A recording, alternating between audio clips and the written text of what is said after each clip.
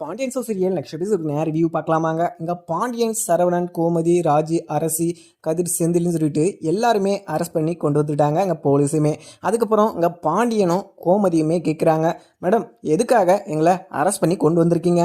எதுக்காக எந்த காரணமும் இல்லாமல் நீங்கள் எங்களை கூட்டிகிட்டு வந்து வாழும் தெரியாமல் கையும் தெரியாமல் நிற்க வச்சுக்கிட்டு இருக்கீங்க?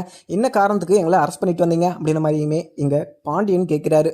உடனே இங்கே மயிலவங்க அம்மாவையும் அவங்க அப்பாவையுமே கூட்டிகிட்டு வந்துட்டு, ஏம்மா நீங்களே சொல்லுங்கள், அவங்க மேலே கம்ப்ளைண்ட் கொடுத்தீங்கல்ல அப்படின்னு மாதிரியுமே அங்கே மயில் அவங்க அம்மா கிட்டேயுமே சொல்கிறாங்க.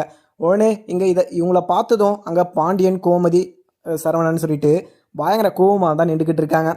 ஏன்னா இவங்க சும்மாவே புழுகுன்னு புழுகுவாங்க. இப்போ போலீஸ் ஸ்டேஷன் வந்து எங்கள் மேலே கேஸ் கொடுத்துருக்காங்க. அதுவும் எங்கள் மேலே கொடுத்தது இல்லாமல் வீட்டில் இருக்க படிக்கிறவங்க எல்லார் மேலேயுமே கொடுத்து வச்சுருக்காங்க. இவங்களுக்கு கொஞ்சமாவது மனசாட்சி இருக்கா அப்படின்னு சொல்லிட்டு இங்கே கோமதியுமே ரொம்பவே ஃபீல் பண்ணி நின்றுக்கிட்டு இருக்காங்க. அதுக்கப்புறம் அவங்க அம்மா வந்ததும், மேடம் நான் எல்லா உண்மையும் சொல்லிடுறேன். எங்கள் பொண்ணை இவங்க வீட்டில் கட்டி கொடுத்தோம். கட்டி கொடுத்த நாள்லேருந்து இன்றைக்கி வரைக்குமே அவள் சந்தோஷமாக அந்த வீட்டில் வாழலை. ஏன்னா அந்த வீட்டில் இருக்க எல்லா வேலையுமே எங்கள் பொண்ணு மயில் தான் செஞ்சுக்கிட்டு இருக்கா.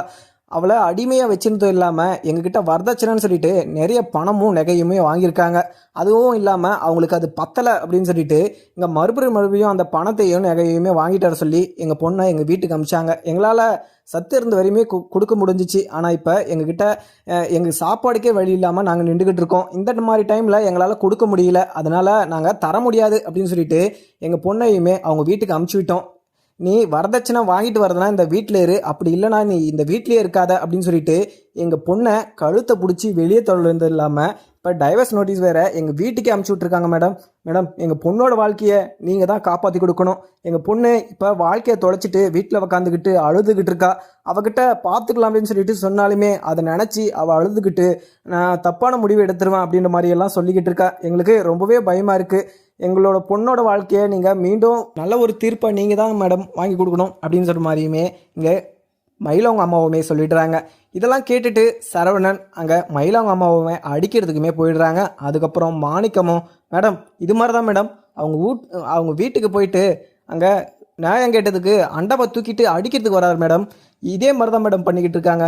உங்கள் முன்னாடியே எங்களை அடிக்கிறதுக்கு வராங்க. அப்போ தனியாக எங்கள் பொண்ணு இருந்தால் அவங்க என்னென்ன பண்ணிகிட்டு இருப்பாங்க அப்படின்னு சொல்லிட்டு அங்கே மயிலவங்க அம்மாவும் மாணிக்கமும் பாண்டியன் குடும்பத்து மேலே நிறைய பழியையுமே சுமத்திக்கிட்டு இருக்காங்க. இதெல்லாம் கேட்டுக்கிட்டு எல்லாருமே ரொம்பவே அதிர்ச்சியாக தான் நின்றுக்கிட்டு இருக்காங்க.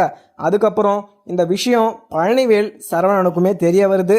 சரவணனும் இங்கே குமாருக்கும் பழனிவேலுக்குமே தெரிய வருது. அதுக்கப்புறம் குமாரும் அரசி எல்லாருமே அங்கே வீட்டில் இருக்கிறவங்க எல்லாருமே கூட்டிகிட்டு போயிட்டுருக்காங்க அப்படின்னு சொல்லிட்டு இங்கே குமாருக்கு தெரிஞ்சதும் குமார் கொஞ்சம் வருத்தப்படுறாரு. ஏன்னா அரசியை கூட கூட்டிகிட்டு போயிருக்காங்க அப்படின்னு சொல்லிட்டு இங்கே குமாருக்கு ரொம்பவே கோபமாக இருக்குது. அங்கே மயிலவங்க அம்மாவுக்கு என்னதான் ஆச்சு, பைத்தி இது பிடிச்சிருக்கா? அவங்க ஊரில் அவங்கள பற்றி விசாரித்தா ஊர் ஃபுல்லாக கடன் வாங்கிட்டு அசிங்கப்பட்டுக்கிட்டு இருக்காங்க. அவங்க தான் இவ்வளோ வேலை பண்ணிக்கிட்டு இருக்காங்களா அப்படின்ற மாதிரியுமே மனசில் நினச்சிக்கிட்டு இருக்காரு. அதுக்கப்புறம் பழனிவேலும் கடையை விட்டுட்டு, குமார் நீ கொஞ்சம் நேரம் கடையை பார்த்துக்கோ, நான் போலீஸ் ஸ்டேஷன் வரையும் போயிட்டு வந்துடுறேன் அப்படின்ற மாதிரியுமே இங்கே பழனிவேல் கிளம்புறாரு. உடனே எங்க குமாரும் இருங்க நானும் வரேன் அப்படின்னு சொல்லிட்டு குமார் சொல்கிறத கேட்டதும் இங்கே பழனிவேலுக்கு, என்னடா நீ வரேன்ற, அவங்க ஃபேமிலியை கண்டாலே உனக்கு பிடிக்காது, நீ எதுக்கு வர அப்படின்ற மாதிரியுமே சொல்கிறாங்க. உடனே நான் வரேன், எனக்கு அங்கே கொஞ்சம் வேலை இருக்குது. ஏன்னா அரசியை எனக்கு ரொம்பவே பிடிக்கும். அரசி எந்த தப்பும் பண்ணாமல் அரசி அந்த ஜெயிலில் இருக்கிறது எனக்கு பிடிக்கல.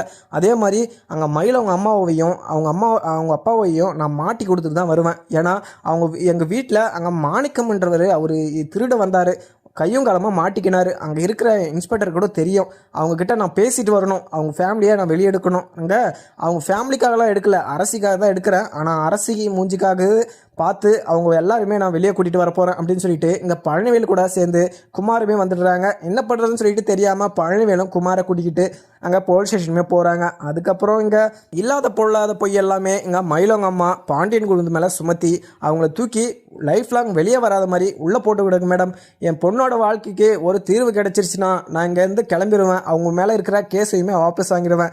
இப்போ கூட கேளுங்க மேடம், அதை நாங்கள் பேசி தீர்த்துக்கிறோம், நீங்கள் எங்கள் பொண்ணை உள்ளே கூட்டுக்கிறாங்களான்னு கேளுங்க. அவங்க வீட்டுக்குள்ளே எங்கள் பொண்ணு சந்தோஷமாக வாழ்ந்தா எனக்கு அதுவே போதும். எங்கள் பொண்ணு சந்தோஷமாக இருந்தா நான் எதுக்கு இது போலீஸ் ஸ்டேஷன் வரையும் வர போகிறேன்?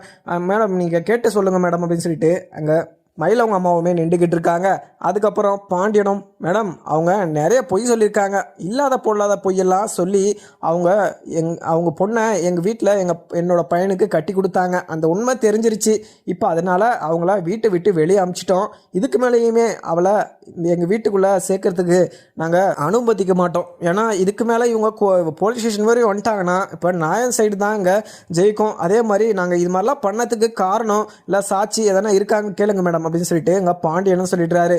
அதுக்கப்புறம் இங்கே குமாரும் பழனிவேலுமே உள்ளே வந்துடுறாங்க. வந்ததும் இவங்களெல்லாம் பார்த்ததும் குமாரை பார்த்ததும் உடனே இங்கே பாண்டியன், கோமதின்னு சொல்லிட்டு, செந்தில், கதிரின்னு சொல்லிட்டு எல்லாருமே ரொம்பவே ஆச்சரியம். இவன் எதுக்கு இங்கே வந்திருக்கான், இவனை பார்த்தாவே எனக்கு கடுப்பாக இருக்குது அப்படின்னு சொல்லிட்டு எல்லாருமே யோசிச்சுக்கிட்டு நின்றுக்கிட்டு இருக்காங்க. அதுக்கப்புறம் இங்கே போலீஸ்கிட்ட போயிட்டு, மேடம் எதுக்காக எங்கள் அத்தை மாமெல்லாம் கூட்டிகிட்டு வந்து இங்கே வச்சுருக்கீங்க, எதுக்காக இவங்களெல்லாம் அரெஸ்ட் பண்ணியிருக்கீங்க, என்ன சாட்சி இருக்குது, என்ன காரணம் அப்படின்னு சொல்லிட்டு அங்கே குமாருமே ரொம்பவே கோபமாகவும் அங்கே போலீஸ்கிட்டமே பேசிக்கிட்டு இருக்காங்க.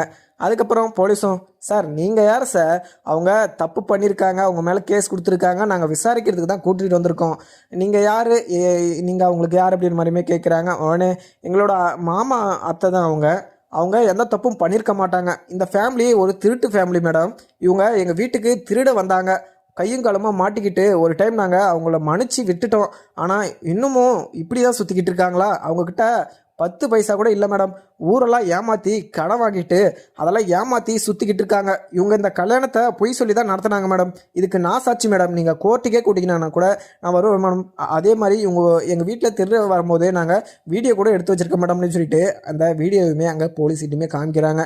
இதை பார்த்ததும் அங்கே போலீஸுமே ரொம்பவே கோவமாக, என்னம்மா எங்கள் புருஷன் இது மாதிரிலாம் பண்ணி வச்சுருக்காங்க, அப்போ நீங்கள் திருட்டு ஃபேமிலியா, அப்போ உங்களை தான் பிடிச்சி உள்ளே போடணும், ஒரு அப்பாவை குடும்பத்து மேலே நீங்கள் கேஸ் கொடுத்துருக்கீங்க, உங்கள் பொண்ணோட வாழ்க்கை நல்லா இருக்கட்டும் அப்படின்னு சொல்லிட்டு நீங்கள் இது மாதிரிலாம் பண்ணிக்கிட்டு இருக்கீங்களா, இது மாதிரின்னு தெரிஞ்சிச்சுன்னா உங்களை உள்ள தூக்கி போய் வச்சு லாடம் கட்டுருவேன் அப்படின்ற மாதிரியுமே அங்கே போலீஸ் மிரட்டிக்கிட்டு இருக்காங்க. உடனே இங்கே மயிலாங்க அம்மாவும், மேடம் அவங்கெல்லாம் பொய் சொல்லிக்கிட்டு இருக்காங்க மேடம், அவங்கெல்லாம் ஒன்றுக்குள்ளே ஒன்று மேடம், ஒரே ஃபேமிலி, அவங்க பொண்ணை அங்கே குமாருக்கு கல்யாணம் பண்ணி கொடுத்தாங்க, கல்யாணம் பண்ணி கொடுத்ததுனால அவன் ஏதோ அவங்க ஃபேமிலியை காப்பாற்றணும் அப்படின்னு சொல்லிட்டு இது மாதிரி பொய்யெல்லாம் சொல்லிக்கிட்டு இருக்கான், அவன் சொல்கிறதெல்லாம் கொஞ்சம் கூட நம்பாதீங்க மேடம் அப்படின்னு சொல்லிட்டு இங்கே மயிலவங்க அம்மாவுமே சொல்லிக்கிட்டு இருக்காங்க. அதுக்கப்புறம், மேடம் நான் சாட்சியோட காமிச்சிட்டேன், அதுவும் இல்லாமல் இவங்க மேலே ஒரு சின்ன கீறல் பட்டால் கூட உங்களை சும்மாவே விட மாட்டேன், அவங்க எந்த தப்பும் பண்ணாத அறியாத ஒரு மனுஷனுங்க, அவங்க யாருக்குமே எந்த கெடுதலுமே நினச்சிருக்க மாட்டாங்க, இவங்க தான் மேடம் எல்லா பொய்யுமே சொல்லியிருக்காங்க, இப்போ தான் நானும் கேள்விப்பட்டேன், இந்த பொய்யை கேட்டதுமே எனக்கே அசிங்கமாக இருக்குது மேடம், இவங்க வாய்க்கூசாமல் இவ்வளோ பொய்யை சொல்லி வச்சுருக்காங்க, இவங்க பொண்ணு காலேஜே படிக்கிற மேடம், அதே மாதிரி டீச்சர் ட்ரைனிங் முடிச்சிருக்காங்க, அப்படி முடிச்சிருக்காங்க இப்படி முடிச்சிருக்காங்கன்னு சொல்லிட்டு ஏமாற்றி அந்த வீட்டில் பொண்ணை கொடுத்துட்டாங்க மேடம், அதுவும் இல்லாமல் அவளுக்கு மாப்பிள்ளையை விட 2 வயசு அதிகம் மேடம், அதை கூட எல்லாருமே பொறுத்துக்கலாம், இவங்க சொன்ன விஷயம் எல்லாமே பார்த்தீங்கன்னா ஃப்ராடாக இருக்குது மேடம், இவங்கள நம்பவே நம்பாதீங்க, அதுவும் இல்லாமல் அப்பாவி மாதிரி நடிச்சுக்கிட்டு அங்கே நல்லவங்க மேலெல்லாம் கேஸ் கொடுத்துட்டு சுற்றிக்கிட்டு இருக்காங்க, ஃபஸ்ட்டு இவங்கள தூக்கி உள்ள போடுங்க மேடம் அப்படின்னு சொல்லிட்டு அங்கே குமார் பயங்கரமாக பேசிக்கிட்டு இருக்காரு.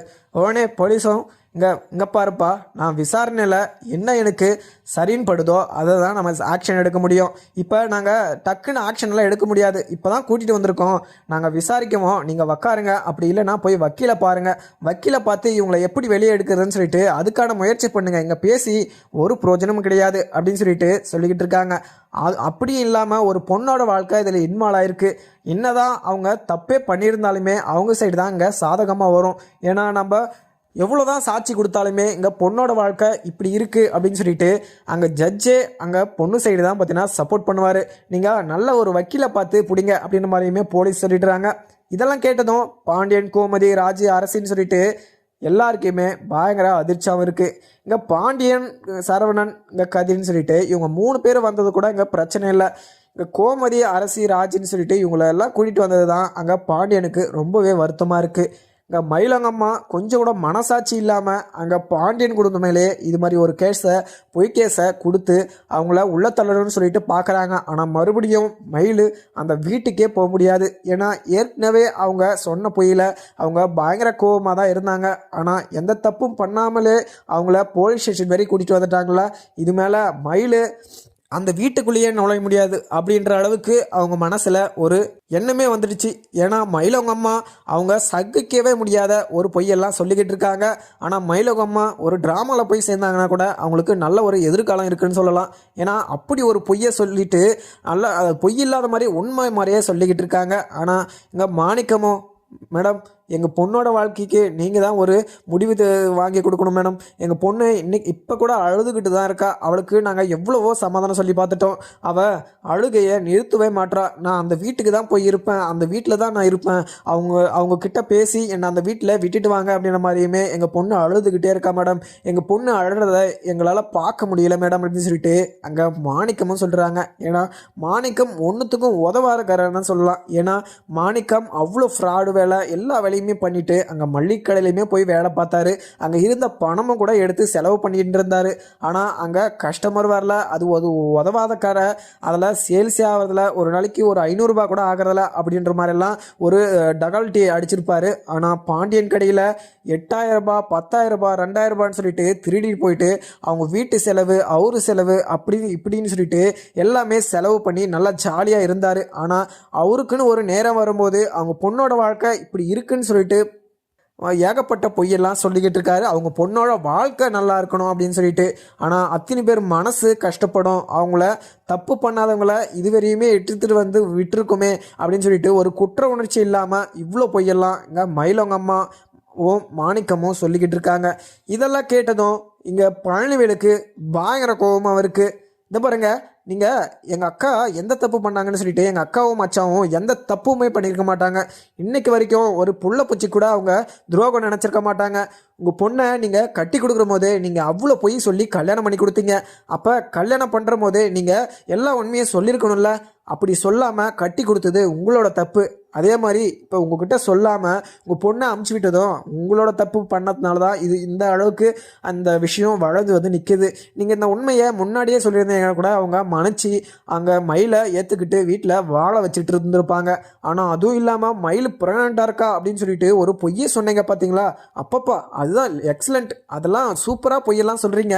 ஆனால் ஒரு அப்பாவி குடும்பத்தை நீங்கள் இப்படி ஜெயில் வரையும் கூட்டிகிட்டு வந்திருக்கீங்கன்னா நீங்கள் நல்லாவே இருக்க மாட்டீங்க பார்த்துக்கோங்க அப்படின்னு சொல்லிட்டு அங்கே பழனிவேலுமே சொல்லிக்கிட்டு இருக்காங்க. அதுக்கப்புறம் பழனிவேல் பேசுகிறத பார்த்த பாண்டியன் கோமதின்னு சொல்லிட்டு ரொம்பவே வருத்தமாக தான் நின்றுக்கிட்டு இருக்காங்க. ஏன்னா பழனிவேல் எந்த தப்பும் பண்ணலை அப்படின்ற விஷயம் இங்கே கதிர் செந்திலுக்கு மட்டும்தான் தெரியும். கதிர் செந்தில் சரவணன் சொல்லிட்டு இவங்க 3 பேருக்கு தான் தெரியுமே. அதுவும் இல்லாமல் இவங்க 3 பேருக்கும் தெரியனாலுமே அவங்க என்ன இருந்தாலுமே என்னோட மச்சான் அக்கா அப்படின்றதுனால அவங்க சொல்கிறதெல்லாம் கேட்டும் அங்கே மனசும் கஷ்டப்படாமல் இன்னைக்கு வரைக்கும் பாண்டியன் குடும்பம் நல்ல குடும்பம் அப்படின்ற அளவுக்கு போலீஸ் ஸ்டேஷன் வரையும் வந்து சொல்லிக்கிட்டு இருக்காங்க, சப்போர்ட்டுமே பண்ணிக்கிட்டு இருக்காங்க. அதுவும் இல்லாமல் சக்திவேல் முத்துவேல் எதனா இங்கே பாண்டியனை பற்றி பேசினாங்கன்னா கூட அவங்க ரொம்பவே நல்லவங்க அப்படின்னு சொல்லிட்டு தான் இங்கே பழனிவேலுக்கு பழக்கம். இவங்க பேசுகிறதெல்லாம் பார்த்துட்டு பழனிவேல் மேலே ஒரு நல்ல ஒரு அபிப்பிராயமே வருது இங்கே பாண்டியனுக்கு. அதுக்கப்புறம் இங்கே குமார் வந்து இது மாதிரி பேசிக்கிட்டு இருக்கிறது அவங்களுக்கு மிகப்பெரிய அதிர்ச்சியாகவும் தான் இருக்குது. ஏன்னா அங்கே குமார் அரசிக்காக தான் பேசிக்கிட்டு இருக்கான். ஆனால் அது அவங்களுக்கு தெரியல. ஆனால் குமார் எதுக்காக பேசிக்கிட்டு இருக்கான்னு சொல்லிட்டு குழம்பி போய் நின்றுக்கிட்டு இருக்காங்க. உடனே இங்கே போலீஸ்கிட்ட பாண்டியனும் போயிட்டு, மேடம் இப்போ எங்களை என்ன தான் பண்ணலான்னு இருக்கீங்க? அவங்க போய் கேஸ் கொடுத்துட்டாங்க, எங்களையுமே இங்கே கூட்டிகிட்டு வந்துட்டீங்க, இப்போ எங்களை என்ன பண்ணுவீங்க அப்படின்ற மாதிரியுமே அங்கே போலீஸ்கிட்ட கேட்கவும், உடனே சார் கேஸ் கொடுக்குறது உங்களை அரெஸ்ட் பண்ணுறது, கேஸை வாங்கிட்டு அதுக்கு ஆக்ஷன் எடுக்கிறது அதெல்லாம் எங்களோட டியூட்டி சார். உங்களை விசாரிச்சுட்டு எது வந்து உண்மை எது பொய்ன்னு சொல்லிட்டு நான் கண்டுபிடிக்கிறேன் சார் அப்படின்ற மாதிரியுமே ஒரு 2 நிமிஷம் பொறுங்க சார். உங்களுக்காக இங்கே 2 பேர் வந்து பேசிக்கிட்டு இருக்காங்க. நான் அவங்களுக்கு பதில் சொல்கிறதா இல்லை உங்களுக்கு பதில் சொல்கிறதா? நீங்கள் அக்யூஸ்டு, சொல்லப்போனால் நீங்கள் பேசவே கூடாது, நீங்கள் ஒரு ஓரமாக நின்றுக்கிட்டு இருங்க அப்படின்னு சொல்லிட்டு இங்கே போலீஸ் வந்து அங்கே பாண்டியனை சொன்னதும் இங்கே சரவணன் செந்தில் கதிர்னு சொல்லிட்டு இவங்க 3 பேருக்கும் பயங்கர கோபமாக தான் இருக்குது. ஏன்னா மயில் அவங்க அம்மாவையும் அவங்க அப்பாவையும் போலீஸ் ஸ்டேஷன் அனுப்பிச்சிட்டு அவள் வீட்டில் உக்காந்துக்கிட்டு சந்தோஷமாக இருப்பாள். ஏன்னா நம்ம எல்லாருமே போலீஸ் ஸ்டேஷனில் இருக்கோம்ல, நம்ம கஷ்டப்பட்டுக்கிட்டு இருக்கோம்ல.